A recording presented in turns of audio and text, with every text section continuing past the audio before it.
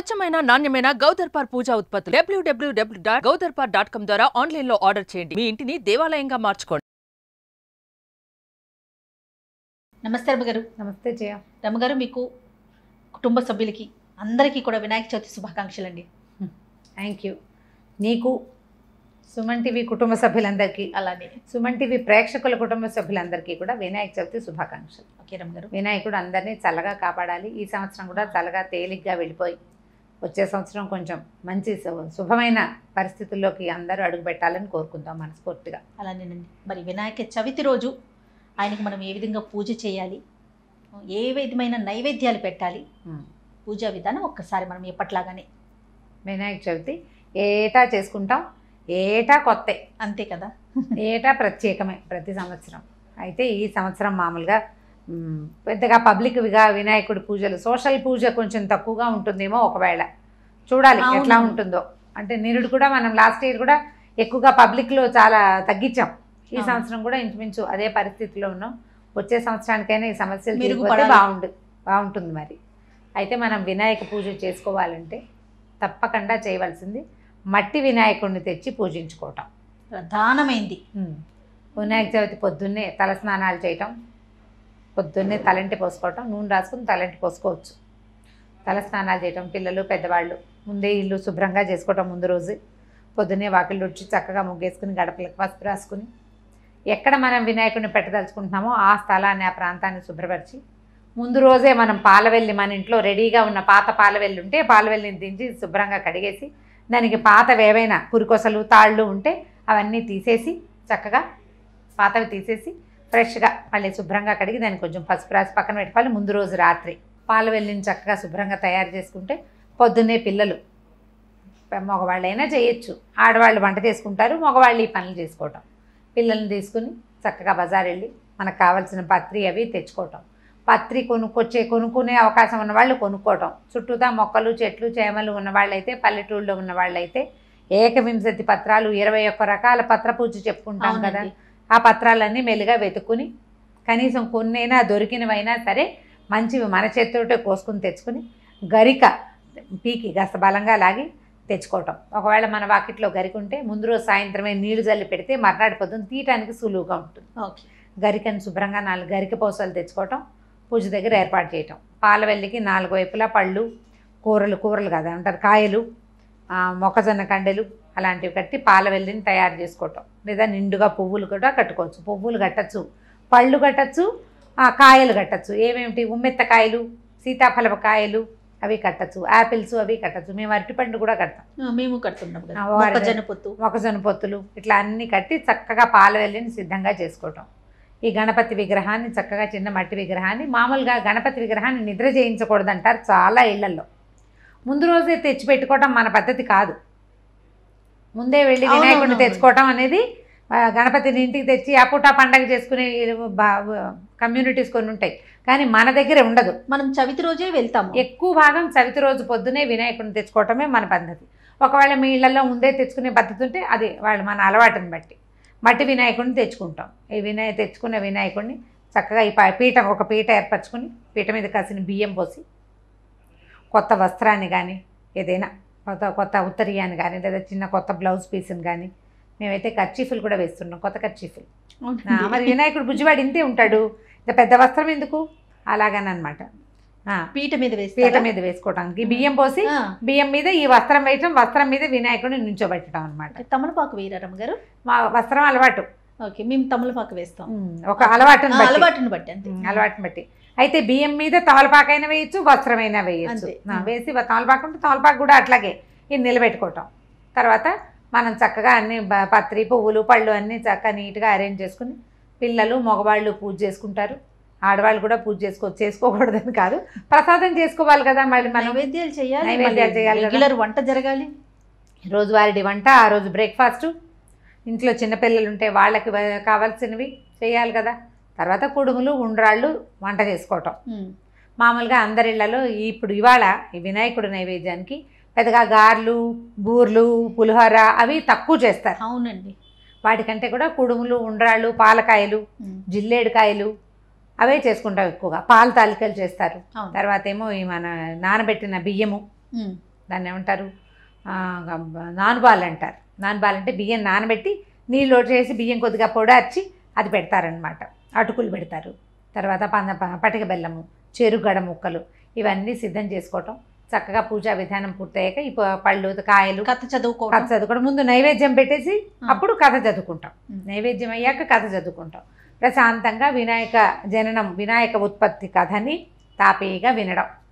విన్న తర్వాత కథ మనం చెప్పుకునేటప్పుడు ఏం చేస్తాం, అక్షింతలు చేతితో పుచ్చుకొని కూర్చుంటాం కదా. అక్షింతల్లో సగం స్వామివారి మీద వేయటం, మిగిలినవి మన మీద వేసుకోవటం. కథ అక్షింతలు ఎవరైనా పిల్లలు సమయానికి ఇంట్లో లేకపోయినా, ఈ కథ వినకపోయినా అక్షింతలు కాసినట్టు పెడితే ఆ పూట సాయంకాలం లోపల ఆ అక్షింతలను నెత్తి మీద వేసుకుని స్వామికి దండం పెట్టుకుని ప్రసాదం కనుక తింటే రాత్రికి ఒకవేళ చంద్రుని చూసినా మనకి నీలాప నిందలు రావని నమ్మకం, మన అలవాటు. అట్లా చేసుకుంటాం. ప్రతి సంవత్సరము చేసేదే, అయినా కూడా పుస్తకం కావాలి. అవునండి. ఏటా చేసే వినాయక పూజ అయినా పుస్తకంతో చేసుకోవటం. ఎవరైనా బ్రాహ్మణ్ణి మనకి పురోహితుడిని పెట్టుకుని పూజ చేసుకునే విధానం అలవాటు ఉంటే చేసుకోవచ్చు, అవకాశం ఉంటే. పిల్లల పుస్తకాలు కూడా పెడతాం కదా. పిల్లల పుస్తకాలు మనం కూడా ఏమైనా చదువుకునే పుస్తకాలు పెట్టుకుని దాని మీద ఓంకారం కానీ, శ్రీకారం కానీ, స్వస్తిక్ కానీ గణేషుని గుర్తు స్వస్తిక్ అంట, స్వస్తిక్ని కానీ వేసి పసుపు గంధంతో వేయటం, బొట్టు పెట్టడం. అప్పుడు ఒకరోజు ఆ పూట ఉంచి సాయంకాలం పుస్తకాలు తీసేసుకోవచ్చు. వినాయక చవితి నాడు కూడా కాసేపు అయినా చదువుకునే విధానం పిల్లలకి అలవాటు చేయాలి. కాసేపు చదువుకోవాలి. పండగ పూట ఖాళీగా కాలక్షేపం కాకుండా భోజనం చేశాకో భోజనానికి ముందో ఒక అరగంట సేపు చదువుకోండి. గుయ్యమంటాం అనమాట. అరగంట గుయ్యమంటమే, ఏదో ఒకటి చదువుకోవాలి.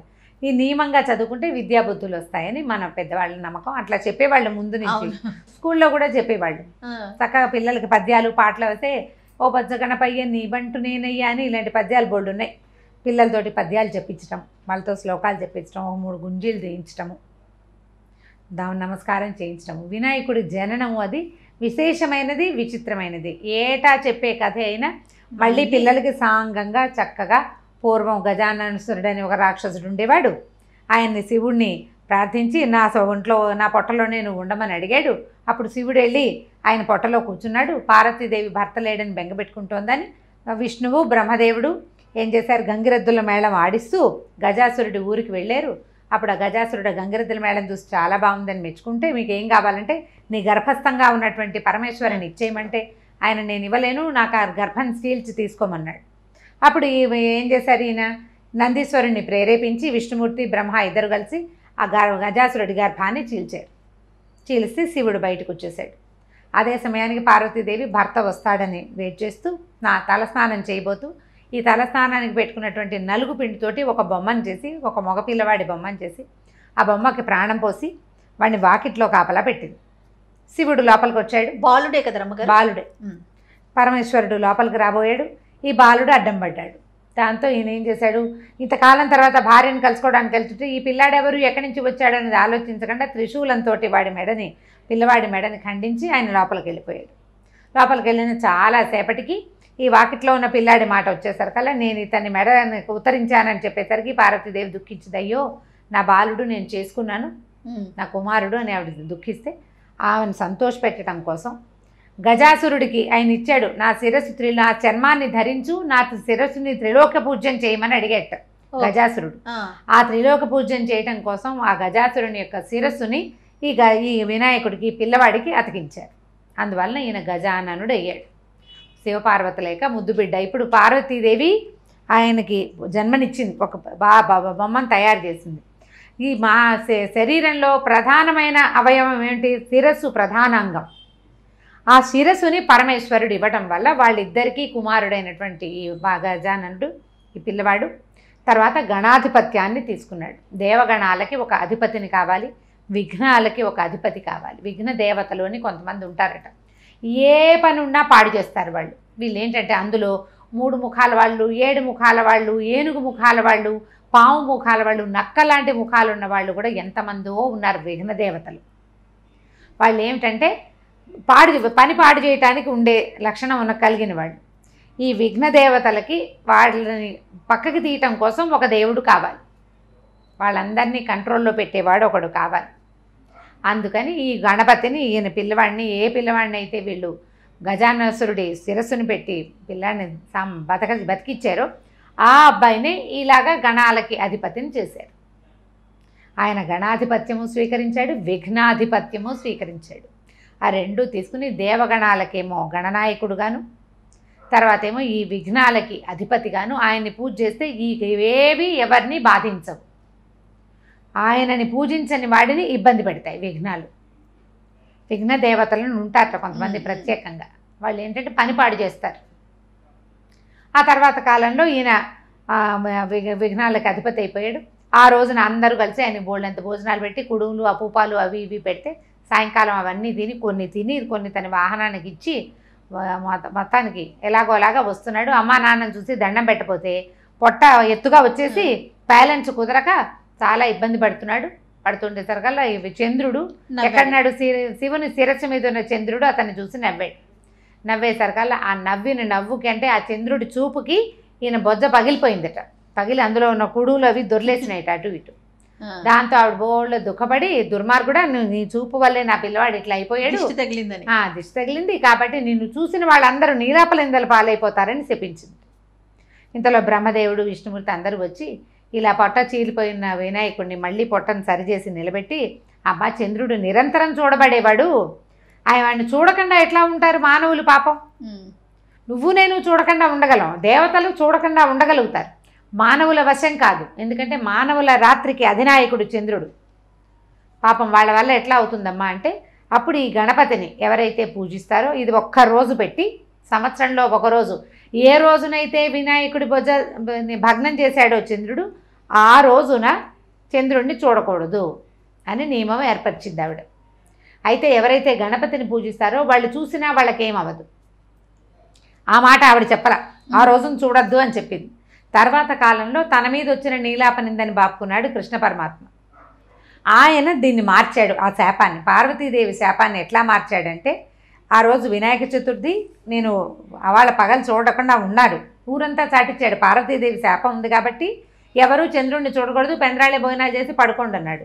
ఈయన ఏం చేశాడు, గోష్ఠానికి వెళ్ళి పాలు పితికాడు, పాలు తీయటానికి పాలల్లో చంద్రబింబాన్ని చూసేశాడు. అందుకని ఆయన ఏం చేశాడు, దానివల్ల ఆయనకి సత్రాజిత్తు శమంతకమణిని అపహరించిన ఇది ఆయన నీలాపనింద ఆయన మీద పడింది.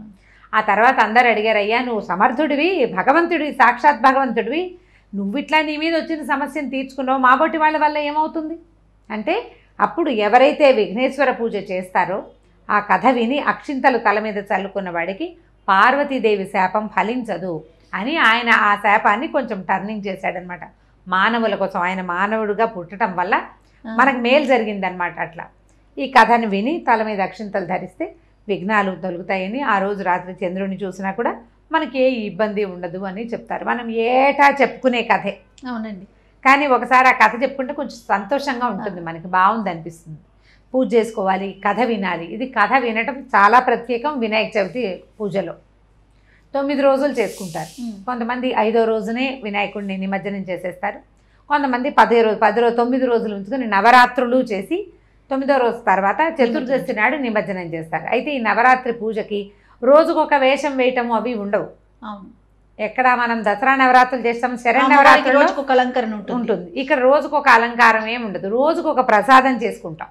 ప్రతిరోజు అదే గణపతి పూజ. 9 రోజులు అర్చన ప్రధానం, అంతే, అవతారాలు ఏమీ లేవు. అదే గణపతి కానీ అర్చన ప్రధానం కాబట్టి 9 రోజులు అర్చించి 10వ రోజున నిమజ్జనం చేయటం ఒక విధి, అలవాటు. 3వ రోజున చేయొచ్చు, 5వ రోజున కూడా చేయొచ్చు, 7వ రోజున పనికిరాదు. 9 రోజులు అయ్యాక చేయొచ్చు అన్నమాట. 9వ రోజు పూజ చేశాక నిమజ్జనానికి తీసుకెళ్ళిపోవచ్చు. ఎవరెవరి అలవాట్లు, అవకాశాలు, ఇబ్బందులు లేకుండా ఇంట్లో ఉంటే ఉంచుకోవచ్చు. 9 రోజులు చేసుకోవచ్చు నవరాత్రులు.